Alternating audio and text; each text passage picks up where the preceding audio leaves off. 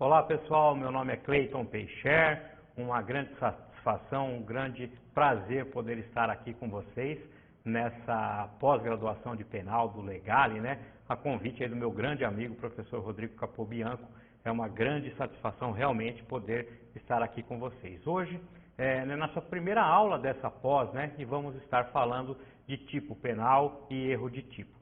Pois bem, pessoal, eu não vou me alongar muito nas apresentações aqui, porque nós temos um material muito farto e demanda muito tempo para ver tudo e o nosso tempo aqui é curto, né? Pois bem, primeiro, para se analisar o tipo penal, nós precisamos ter em mente o conceito analítico de crime, né? E pela teoria finalista, que é adotada aqui no Brasil, nós temos, então, para que se configure um crime, temos que analisar tipicidade, ilicitude e culpabilidade, perfeito?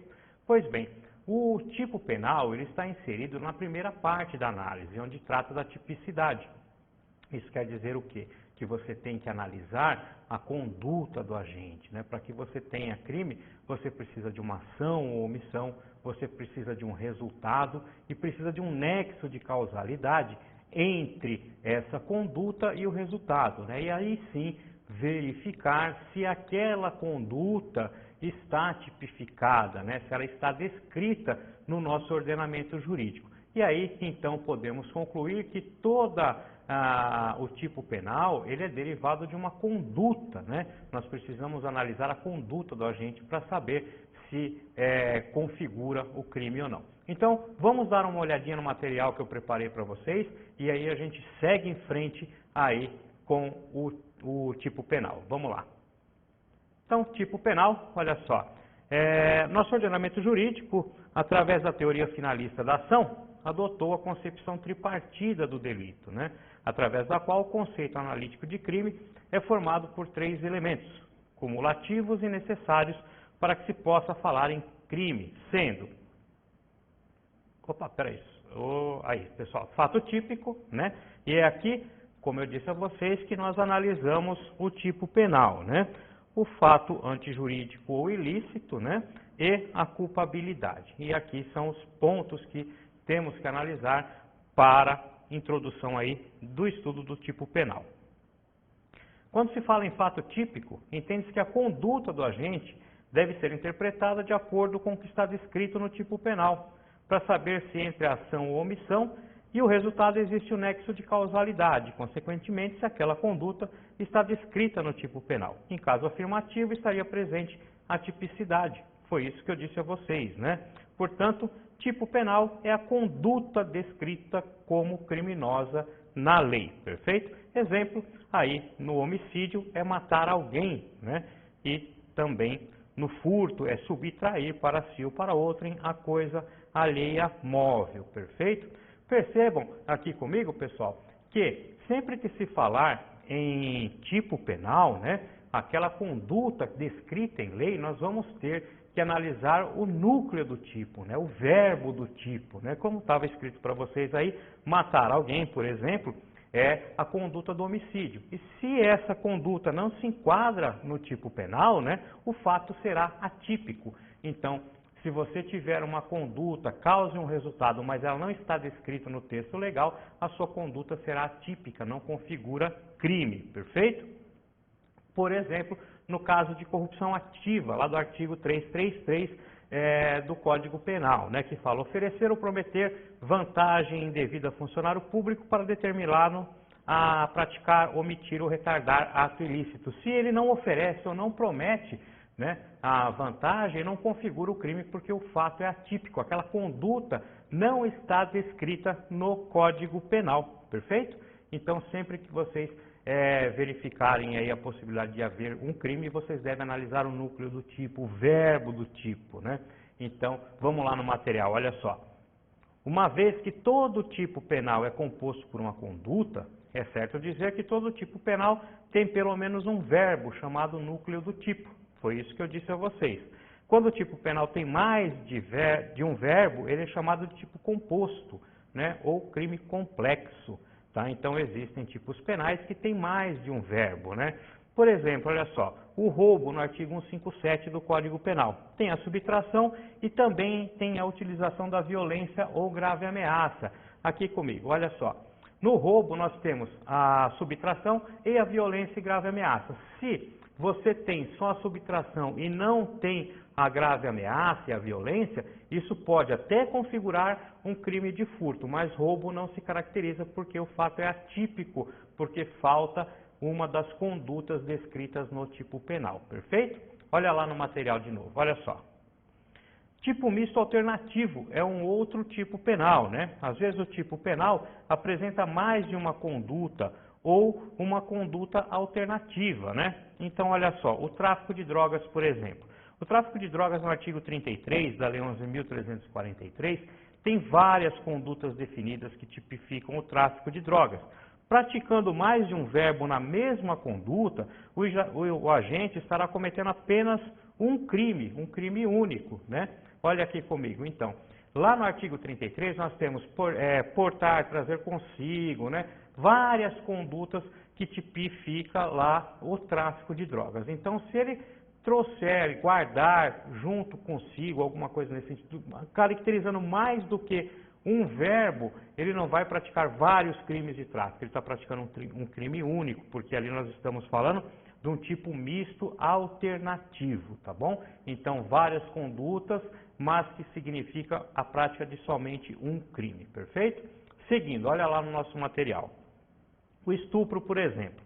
O estupro está lá no artigo 213 do Código Penal, né? Que fala constranger alguém mediante violência ou grave ameaça a ter conjunção carnal ou a praticar ou permitir que com ele se pratique outro ato libidinoso, né? Então aqui, essa redação, a reclusão de 6 meses a 10 anos, essa redação foi dada pela Lei 12.015 de 2009, né? Antes nós tínhamos aí a distinção, né, em dois tipos penais, da prática de conjunção carnal e de atos libidinosos. Então, o estupro passou a englobar também os atos libidinosos. Então, se você cometer o crime de conjunção carnal e outro ato libidinoso, não quer dizer que você está praticando dois crimes, mas sim apenas um deles, né? Um crime único, né? Não se caracteriza vários crimes aqui. A conduta de você praticar a conjunção carnal e também o ato libidinoso caracterizam um único crime, perfeito? No mesmo contexto, é claro, né? Então, olha lá. Seguindo, o tipo penal é formado de, né? Para que você saiba como que é formado o tipo penal. Nós temos as elementares, né? E temos também as circunstâncias. Então, o tipo penal ele é formado de elementares e circunstâncias. Quando se fala em elementares, pessoal, olha só, são componentes essenciais ao tipo penal, sem o qual o crime se descaracteriza. Geralmente está no caput do artigo, né? E depois, por exemplo, olha só, diferença entre furto e roubo, e aqui se diferencia pela violência ou grave ameaça. Como eu disse a vocês, se no crime de roubo exigido a violência, a grave ameaça e a subtração da coisa alheia, no furto é somente a subtração da coisa alheia sem o emprego de violência ou grave ameaça. Então, nós temos aí como elementar do crime de roubo a violência ou grave ameaça. Se ela não estiver presente, não se caracteriza o crime de roubo, mas sim o crime de furto, perfeito? Olha lá, temos também, podemos dizer que a violência ou grave ameaça são elementares do crime de roubo, né? Se não estiver presente, deixa de ser roubo e pode se caracterizar o furto, como eu disse a vocês. E temos também, pessoal, as circunstâncias, né? E as circunstâncias são componentes acessórios ao tipo penal, que não caracterizam o crime, mas têm o condom de influenciar a pena. Ou seja, aqui, se a circunstância não estiver presente, né, o crime não deixa de se caracterizar, ele se caracteriza. Entretanto, né, pode influenciar na aplicação da pena. Olha só, as circunstâncias geralmente estão nos parágrafos, incisos e etc. Tá? Exemplo, homicídio qualificado pelo motivo torpe. Ausente o motivo torpe, se caracteriza o homicídio simples, né? Então você perceba que você tem uma circunstância que pode caracterizar um homicídio qualificado com um aumento de pena, né? Que é o motivo torpe. Se você retira o motivo torpe dessa conduta, o homicídio permanece, né, na modalidade simples. Então, essa é uma circunstância, né, para que se caracterize aí o homicídio qualificado, como por exemplo, como dito aqui, o motivo torpe. Se você retira o motivo torpe da conduta do agente, né, então se caracteriza o homicídio simples, né? Não se descaracteriza o homicídio, mas ele é tipificado na forma simples, portanto, o motivo torpe é uma circunstância, perfeito? Tipo derivado, uma outra análise do tipo penal, né? Temos que falar de tipo derivado, que é aquele que deriva do tipo principal, né? São as circunstâncias, são as qualificadoras, privilégios, causa de aumento de pena e etc., né? E o tipo permissivo, então aqui nós temos o tipo derivado, que é exatamente o que eu falei antes agora para vocês, né, com relação ao motivo torpe lá no homicídio, né, e o tipo permissivo. O que seria um tipo permissivo, né? É uma conduta permissiva, né? É aquele que permite a prática de um tipo incriminador. Você pode praticar o crime, a sua conduta está descrita lá no Código Penal ou na lei especial, ou seja, na legislação penal, né, mas aquela atitude sua é permitida. Por que é permitida, né? Matar alguém, pessoal, não é proibido, desde que haja com legítima defesa, estado de necessidade, exercício regular do direito, né? Ou seja, alguma das causas excludentes de licitude. Então, lá no próprio artigo do homicídio fala matar alguém e a pena de X a X. Então, o que acontece? A lei não fala que você não pode matar, a lei fala que você pode matar. Existe, entretanto, a consequência de matar alguém, que é a aplicação daquela pena, né? Acontece que existem situações que você não tem outra saída a não ser matar. E quando você assim comete o crime, você está diante de um tipo permissivo, né? Embora ele esteja descrito no tipo penal, lá no artigo de lei, você não será punido, né? Então, olha só, vamos dar uma olhadinha. Matar alguém não é proibido, mas desde que haja de acordo com o tipo permissivo. E quais são eles? Lá do artigo 23, as excludentes de licitude, né? Como eu disse a vocês, o estado de necessidade, a legítima defesa, o estrito cumprimento do dever legal e o exercício regular do direito, né? E depois eu vou trazer aqui para vocês o conceito de tipicidade conglobante, que isso é do ilustre professor argentino Zaffaroni, né? Ele entende que a conduta tem que ser adequada ao tipo penal e não pode ser permitida por nenhum outro ramo do direito, que se assim for, está ausente a tipicidade, aquela conduta que, embora esteja descrita como crime no Código Penal ou na legislação penal especial, ela deixa de ser tipificada por conta da permissão por um outro ramo do direito. Vamos dar uma olhadinha qual é o conceito dessa teoria do professor Zaffaroni. O Estado não pode considerar como típica uma conduta que é fomentada ou tolerada pelo Estado. O que é permitido, fomentado ou determinado por uma norma não pode estar proibido por outra. O juízo de tipicidade deve ser concretizado de acordo com o sistema normativo, considerado em sua globalidade. Se uma norma permite, fomenta ou determina uma conduta, não pode estar proibido por outra. Até Zaffaroni se falava em tipicidade formal, né?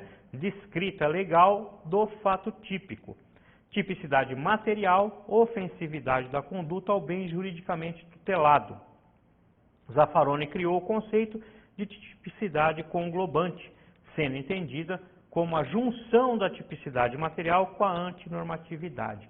E aqui, portanto, o professor Zaffaroni já falava, né, criou essa tipicidade conglobante, dizendo que se há permissão em uma outra norma jurídica, né, fora o direito penal, o processo penal, né, se qualquer outra área do direito permitir aquela conduta, não pode ser tipificada como crime, tá? E aqui vou trazer para vocês uma lição do professor Fernando Capês, que é muito bacana também, ele coaduna com essa teoria do professor Zaffaroni. Vamos dar uma olhadinha.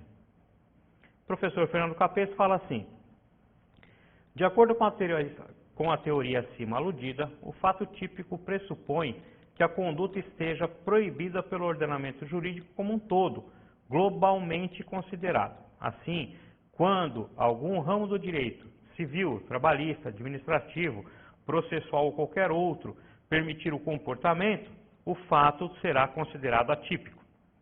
O direito é um só e deve ser considerado como um todo, num bloco monolítico, não importando sua esfera. A ordem é conglobante. Seria contraditório autorizar a prática de uma conduta por considerá-la ilícita e, ao mesmo tempo, descrever em um tipo como crime. Ora, como, por exemplo, o direito civil pode consentir e o direito penal definir como crime uma mesma ação, se o ordenamento jurídico é um só.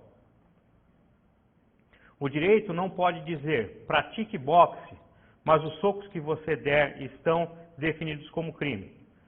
Se o fato é permitido expressamente, não pode ser típico. Com isso, o exercício regular do direito deixa de ser causa de exclusão da ilicitude para transformar-se em excludente de tipicidade, pois, se o fato é um direito, não pode estar descrito como infração penal.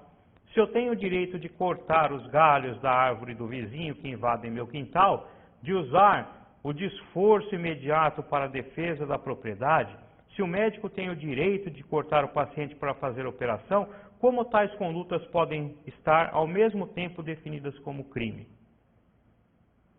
A tipicidade, portanto, exige para a ocorrência do fato típico a correspondência formal entre o que está escrito no tipo e o que foi praticado pelo agente no caso concreto, tipicidade legal ou formal, mais B, que a conduta seja anormal, ou seja, violadora da norma, entendida esta como ordenamento jurídico como um todo, ou seja, o civil, o administrativo, o trabalhista e etc. É tipificado como tipicidade conglobante, né? Pode-se, assim, afirmar que a tipicidade legal consiste apenas no enquadramento formal da conduta no tipo, o que é insuficiente para a existência do fato típico. A conglobante exige que a conduta seja normal perante o ordenamento como um todo. O nome conglobante decorre da necessidade de que a conduta seja contrária ao ordenamento jurídico em geral, conglobado, e não apenas ao ordenamento penal. Os principais defensores dessa teoria são os penalistas Eugênio Raul Zaffaroni e José Henrique Pierangeli. Desculpe, pessoal. Perfeito? Então, essa primeira parte da nossa aula, nós falamos do tipo penal, né? Vimos que o tipo penal necessita da conduta do agente, né? O que você analisa aqui é a conduta e se aquela conduta pode se caracterizar, se enquadrar no tipo penal descrito em lei, né? Levando em consideração aqui, como eu disse a vocês, no entendimento tanto do professor Zaffaroni como do professor Capês, né, a tipicidade conglobante, que é muito bacana de você analisar e estudar também. O Zaffaroni tem livros maravilhosos. E então você deve entender que você deve analisar a tipicidade formal com as anormalidades se tiver em outro ramo do direito, né? O que o outro ramo do direito permite não pode ser punido como crime, tá bom? Fechamos por aqui então o nosso primeiro bloco da aula e retornamos em seguida. Até mais.